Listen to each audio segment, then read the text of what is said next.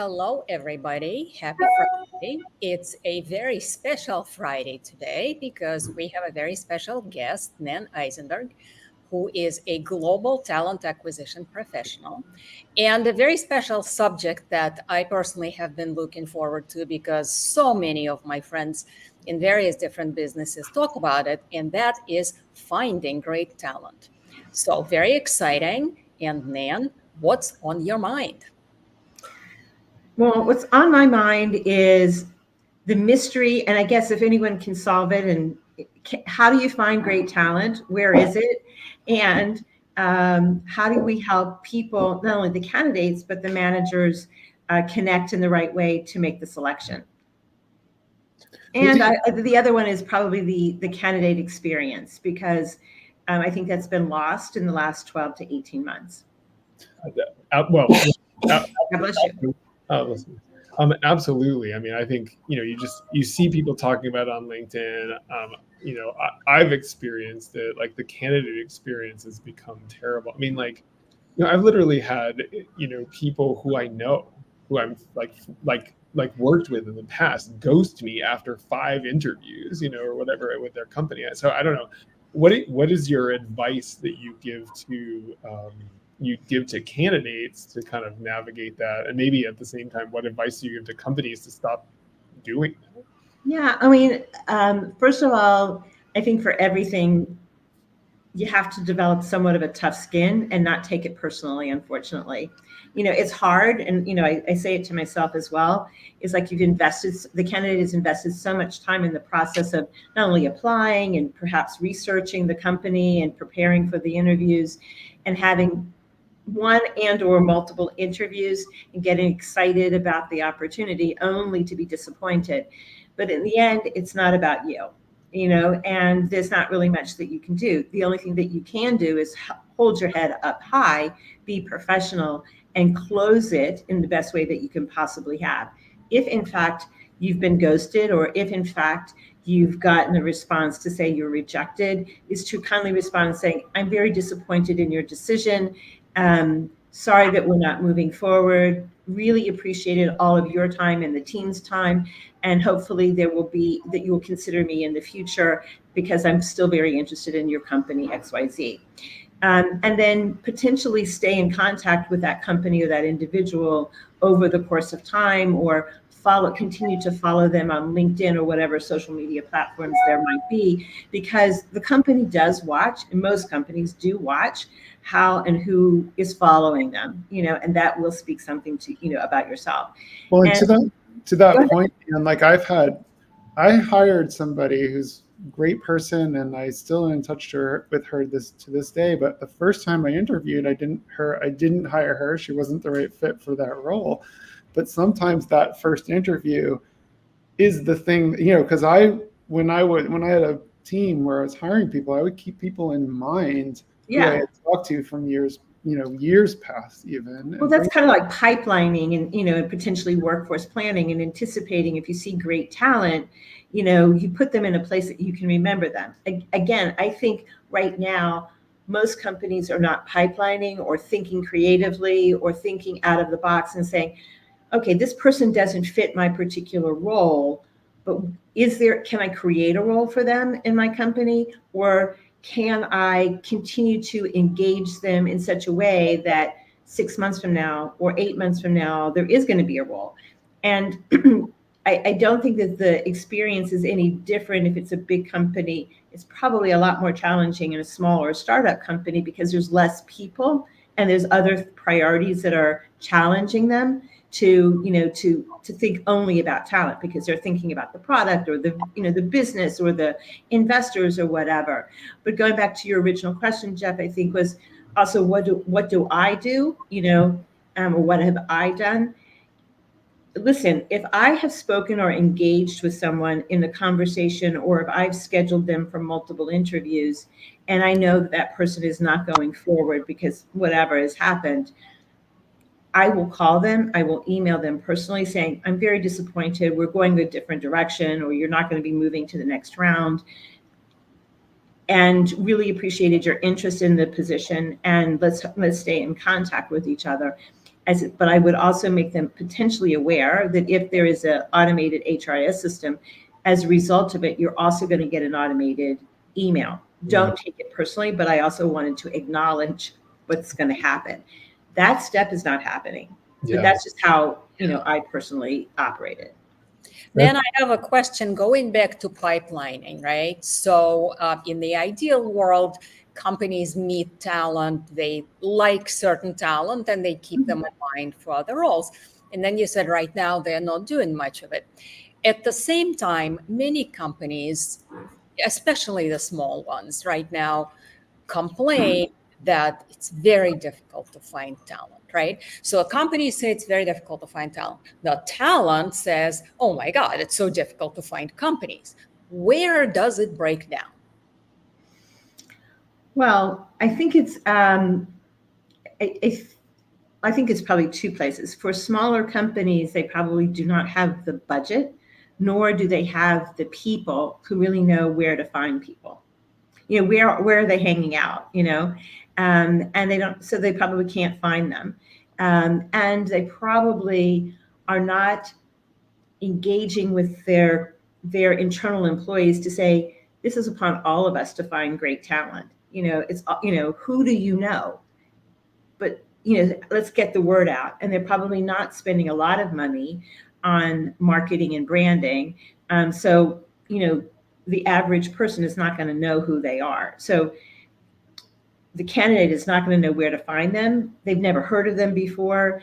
And even if they saw a position or someone refers them to that company, they're going to say, who is this company? What kind of reputation do they have? For companies that do have a brand and do potentially think about workforce planning and anticipation, is that honestly, I don't think that they're very good at it. They just they don't know what they're looking for. And while they may say they do, they put candidates in a pile or a bucket, and will they be able to, is there someone who's mining that bucket, mining the system? And is the system set up in such a way that the people who they've been mining and and collecting are easily findable when they need them? So, Nan, there's a phenomenon that I've seen in hiring where so many people are looking for these unicorn candidates, right? They want the person who's willing to move. I was just talking to somebody the other day. They're willing to move. They have all of these qualifications. They have to have the right personality with this number of years of experience, et cetera. Seems to me personally that there's a lot of drawbacks to getting so specific. Number one, it's going to take you a long time. Number two, you're not going to get what you think you're going to get probably in the end. What do you think? What is that about? Well, you say unicorn. When I was, with one company here in the States, we called them purple squirrels, and then when I was living in the Netherlands, there's a phrase, a sheep with 5 legs. So, I think companies are becoming more and more specific, looking for those unicorns, looking for those purple squirrels, because they have limited budget and they want to make sure they're so risk averse, they're making the wrong decision, that they've invested all of this time. They want to make sure that they have the right person, that maybe they've been burnt in the past where they've taken a risk and hired someone, that they will wait and wait and wait, and you see a job being reposted, or they've gone through the whole interview process and they've interviewed people, and then they say, we're going to do the whole search all over again, because they haven't found anyone. I think it takes a bold leader or bold founder leader, or owner, and I think, or a bold potentially talent acquisition business partner to go to the stakeholders who have the open position and saying, okay, what are we're not finding that that perfect person, that unicorn. What are the must-haves? Let's talk about 3 must-haves, and what are the nice-to-haves, and then let's go back to that pool and see whether or not there's someone that can meet the must-haves, and how can we live with the nice-to-haves, or we're not going to have, and or make a very bold statement and saying, okay, you're not finding what you want or you need. Are you okay with not finding that person and not hiring that person? And what is the impact on the business and the rest of the team without having that person in play? That's not, I don't know, whether those kind of conversations are happening. It's probably easier to say, we'll keep it open and keep on searching and frustrate all of the parties along the way. Well, it's interesting too, because when I used to have a fairly large, relatively large team at one point, and on that team, I would often find that my managers, when they were hiring, would get stuck on, well, I haven't found this perfect candidate, and I would see them, I'm like, well, if you hired somebody now who doesn't have all the qualifications, in 6 months they will be the perfect candidate because you have trained them. But instead, what we're doing is we're going to wait to try and find a perfect candidate that we may never find, and in 6 months we will basically, have passed on all these great folks and so forth. And I actually think that happens all the time, right? Is you actually have somebody who interviewed whatever and you passed on them because they didn't have some very specific thing, and now you've completely forgotten about them because you're 100 candidates later, and you've completely changed your I once had a situation where I was told that I wasn't going to be hired or wasn't going to be considered for a role because I had never done beverage marketing. I've only done food marketing, right? And then they ended up hiring somebody, and then I had been out of consumer packaged goods for too long. So they ended up hiring somebody whose last job was I think they were like a marketer in a company that sold flooring tile. And I'm like, okay, but you like that, whatever. But it was like 8 months later, they'd surely forgotten about me, whatever it was. And I'm sitting there thinking, gosh, you have, like you said, you can't take it personally because you're like, I don't know, this is just incompetence or something. Yeah, but that's also the part of, career mobility and internal promotion. Right. Why not invest in potentially people that already know your business, know how to maneuver the business, and know, who already embraced and are drinking the Kool-Aid, give them the opportunity, and then, train them and invest in them and give them the training that they need to augment whatever skills they don't have. Absolutely. So then I have another question. So you already talked about searching for perfection, right? And how that backfires. What other mistakes do you see, especially like smaller, fast-growing businesses that do have to think about product and distribution, BD, et cetera? What kind of mistakes do they make in finding great talent that end up cost them dearly, and how can they avoid it? Well, I think that, at least in my opinion, sometimes I think they probably want to hire people just like them. And a lot of people, they want everyone to be exactly like them, and that they perhaps don't want that square peg that can fit into the round hole, but that square peg might have a different experience, come to the market with a whole different skill set or toolkit and acknowledgement. I mean, Jeff, to your point, having experience in one business, that maybe the way that you did it in another business could be beneficial to grow and help them. So I think that they've been thinking that only people who've worked in this industry, who know startup business, they're going to be the only ones that are going to be successful. They probably are a little bit gun shy that if you've been in a very large organization, that you're not going to be hands-on, and that you're not going to be able to pivot. I think that's something that you have to figure out during the interview process of how quickly and how agile and adaptable someone's going to be. I think another is, it takes a lot to be the founder. It takes a lot to be the bold person who says, I'm going to take a business idea and make it into a business and get the funding. Maybe it's even being a little scared. There's going to be someone who's smarter than them at the table in the room. And that might shy them away from hiring someone who's a little bit different and maybe a little bit smarter. I think the smart founder, the smart business person, is going to include someone that is a bit different, who can bring a bit perspective and maybe challenge them, maybe push them to a different limit. I had actually an interview a very, very long time ago where the founder says, I only hire people who are smarter than me. I didn't end up taking that job. I think I did get offered the job, so thankfully there was that. But well, I mean, I want to change the topic for a second because we're coming up to that time of the episode in a couple minutes where Jeff asked questions of ChatGPT, and you brought up, Nan, when we first got on the call before the episode started, the role of tech and the changing role that the changes that tech is creating in this field of recruiting.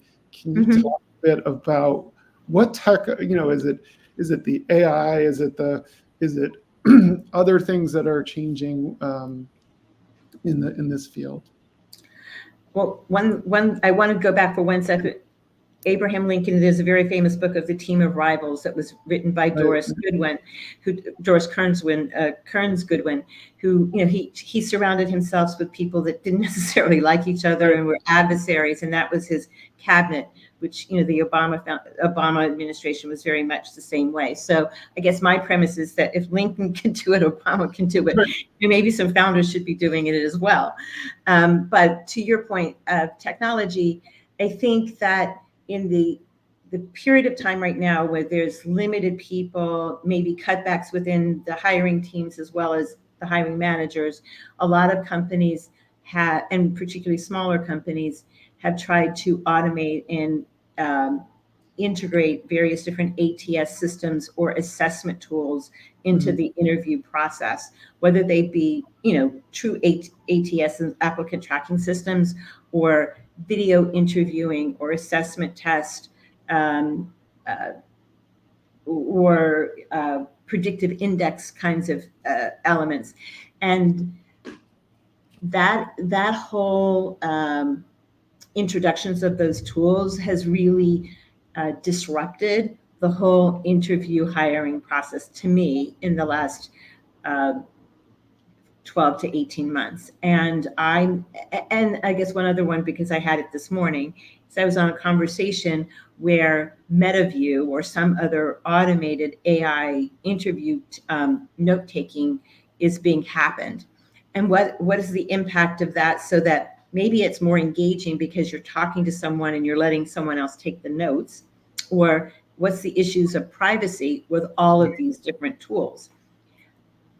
I think where everyone is trying to run so fast that they haven't really figured out what is the best. And I think it's going to take another year to 18 months to figure out, well, maybe we've gone too far and there needs to be a pendulum sweep, going a little bit back to the... It sounds pretty miserable, these sort of like, you go through some kind of like, high school style multiple choice test before you're, and without even knowing who you are, Yeah. Well, it's interesting too, because I think, and I don't know, Nana, if you agree with this, but I think it's still true that the best way to get into a company is to know somebody in the company, right? Oh, yeah.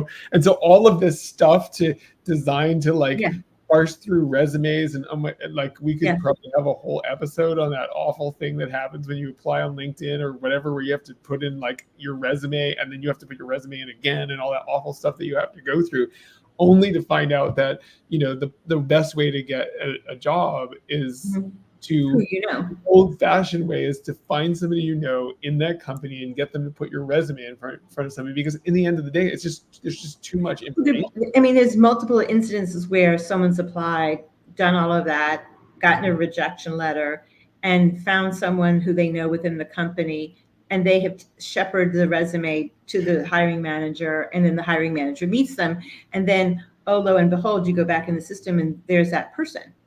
Right. Because you didn't have the right keyword and the whatever in it. So it's anyway. Yeah. I suspect actually that we are on the verge of that all getting better, because the tools to parse through stuff are getting better. But right now it's terrible. And like I mean, I just like literally, for example, I just started teaching at UMass Boston, teaching marketing, and like even the process of trying to get a part-time adjunct faculty, like the hoops you have to jump through. Like I had to get. They didn't even decide whether they were even going to talk to me. I had to get reference letters to even click submit. I mean, like I'm getting reference letters from colleges, and they've never even talked to me, and I had to like burn connections with burn resume request, reference requests, whatever. It's awful stuff. Well, hey, while we're talking about technology, I guess it is that time. Uh-oh. Am I going to outsmart Chat GPT? Who knows? So here's the interesting thing: is usually they're usually terrible, and this time they're all really good. So I ask for 10 questions, and I always ask for 10 funny questions, and usually it gives me. I usually ask people, do you want absurd first or thought provoking first? But these are actually, some of these are really good questions. So would you like absurd first or thought provoking first? Let's go for the absurd first.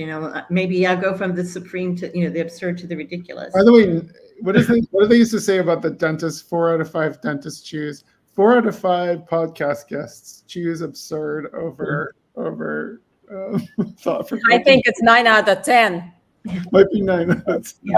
I don't. I mean, there's a bunch of these that I don't even know how I even call them absurd. But I'll ask this one as my absurd question is. Have you ever had to recruit for a job title that was so weird that even you had to Google it?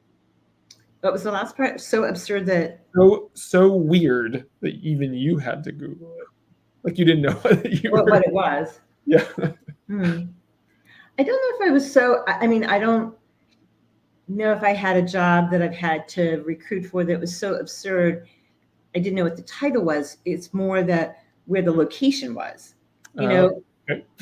Okay, so, because I lived in Europe and some of the positions of some of the countries, I had never even heard of, or maybe were newly created as a result of the changes in of geographic locations. Okay, so I had to recruit in Macedonia and Slovakia and Côte de France and whatever. So I didn't know where those, and some of the countries where maybe I knew of, but their names had changed as a result of the geographic borders. Right. So I think that was more the challenge. Crazy stuff. All right.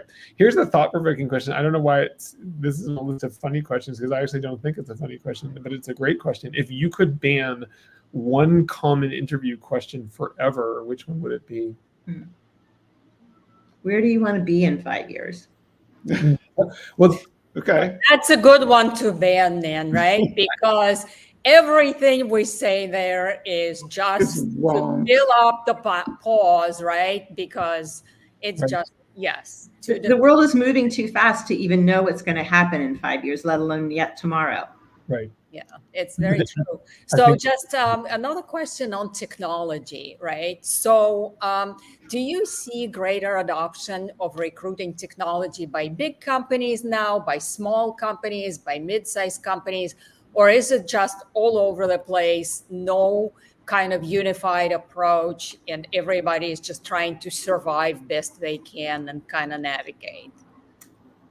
In general, I think that the smaller companies are probably adopting the more AI, forward-looking types of tools. The larger companies are leveraging, big platforms like SAP or Workday or Greenhouse, and they're putting bolt-ons to help them in the process. So.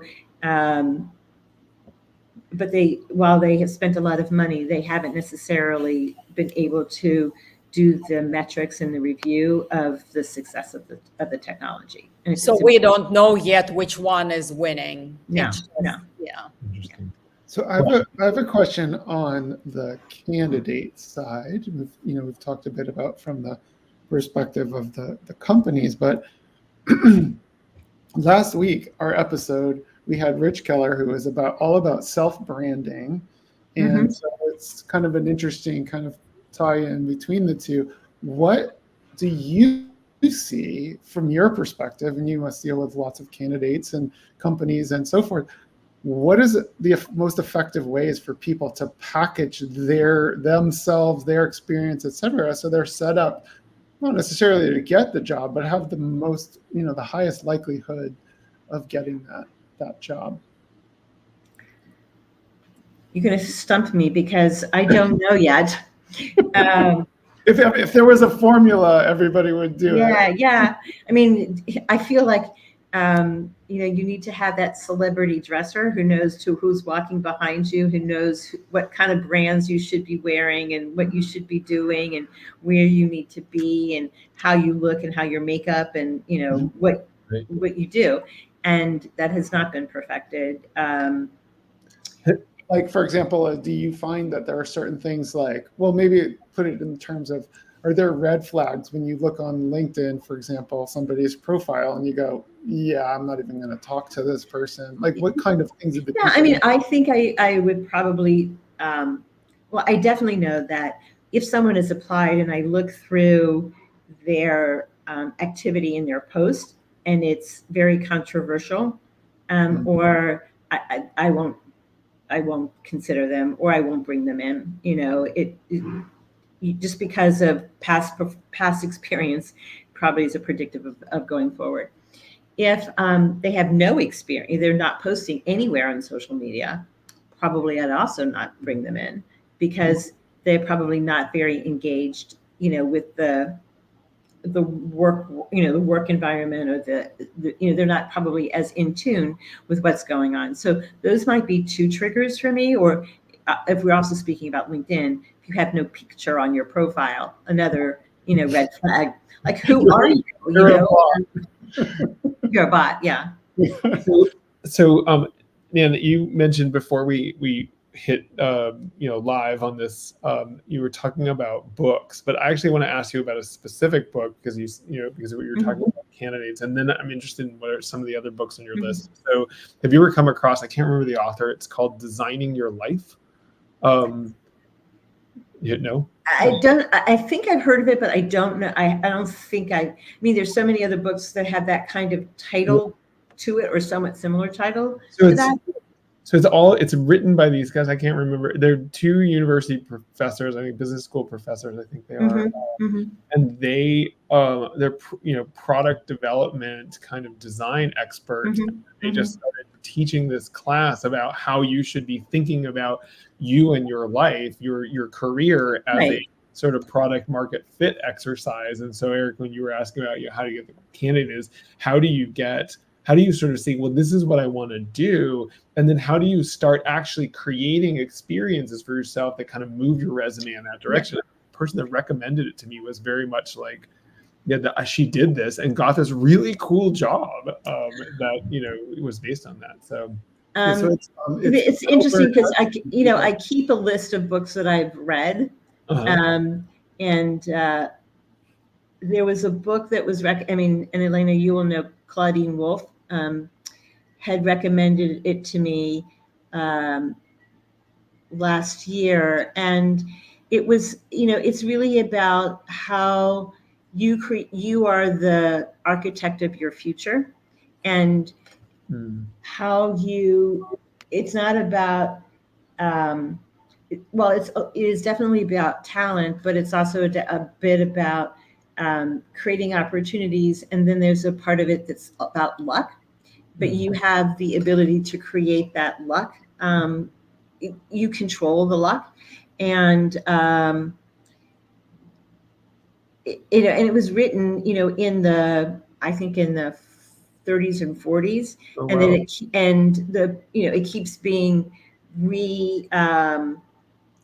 republished and updated a little bit, but the author was very much someone who was like post depression, early, but he was already thinking about this kind of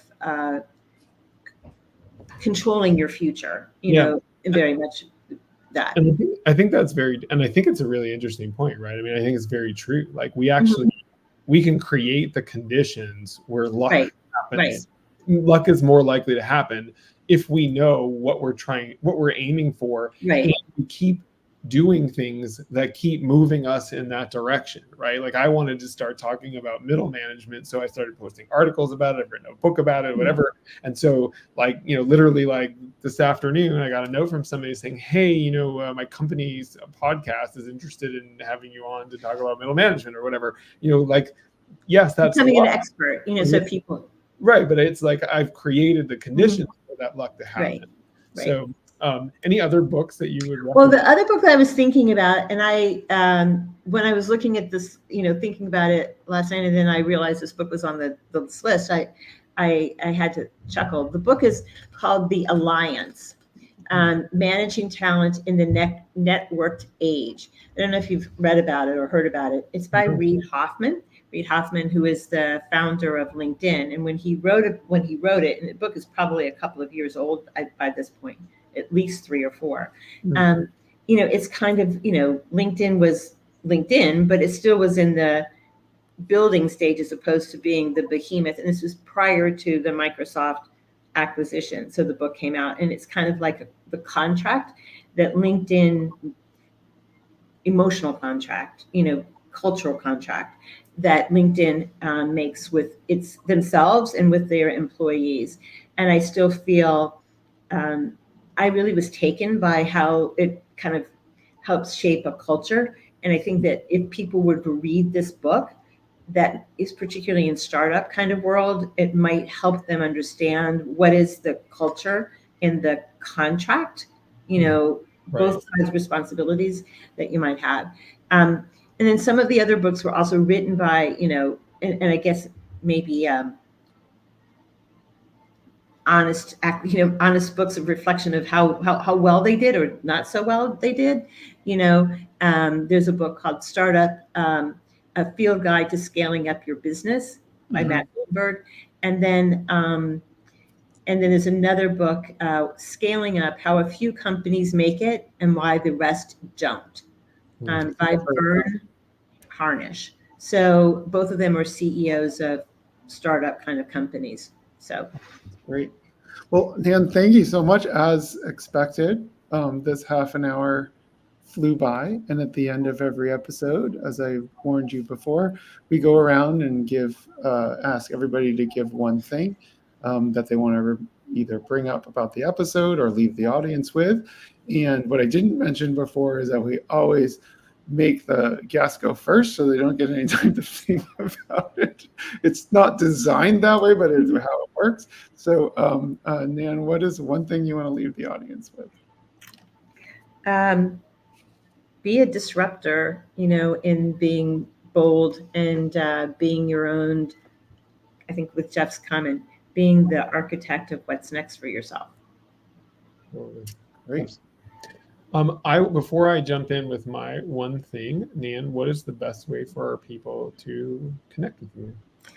They can reach out to me. I'm on LinkedIn, but you can reach out to me by my email, which is isenbergnan altogether @gmail.com. Awesome. Excellent. Well, I am always thinking about this topic and how do you get the right people into companies. And so I guess, for me, the one thing is just, this idea that you have to really be thoughtful about how you hire and the companies you work for on the other side, and making sure that whether it's you're a candidate and you want to make sure you're moving yourself in the direction you want to get to, as opposed to just taking jobs, because you need a job or whatever. But on the flip side is, how do you be very, very thoughtful, especially as a founder or a startup? How do you be very thoughtful about, I need to bring in people to do a job right now, but I also need to bring in people who are going to need to do a job as hopefully this company scales, and that job will be different, and I need to hire for that growth. So that's my one thing. I'll pass it to Elena. Yeah, so to me, I think the interesting takeaway is that no matter what size companies, big or small, everybody is having challenges finding great talent, and everybody needs to think very strategically about it. And especially for like smaller companies, the importance of networking with potential talent, so to speak, right? And being on the radar as a business and showcasing their culture and showcasing their approach, as well as pipelining candidates. I really like that one. And that would definitely help, having a pool of people that can then tap into and say, hey, I have roles. Who do you know to help out? So my one thing, thanks, Elena. My one thing is really just going to hone in on this human touch piece of it. Is that we get enamored of our technology, and we forget, I think, and even it becomes even easier to forget that these candidates are people that have hopes, aspirations, etc. Let's try to be a little bit more kind and thoughtful. The other piece of that humanity is to realize while you're hiring that people are not static. They are trainable. That the unicorn or purple squirrel or whatever analogy you want to use doesn't necessarily have to exist the day you hire them. Somebody who is a slightly mauve squirrel might be able to turn into a purple squirrel, whatever it is. So anyway, thank you so much again, Nan. This was a great discussion about an extremely important topic. And thank you. And we look forward to hearing news about you in the future. Thank you for inviting me. Thank you.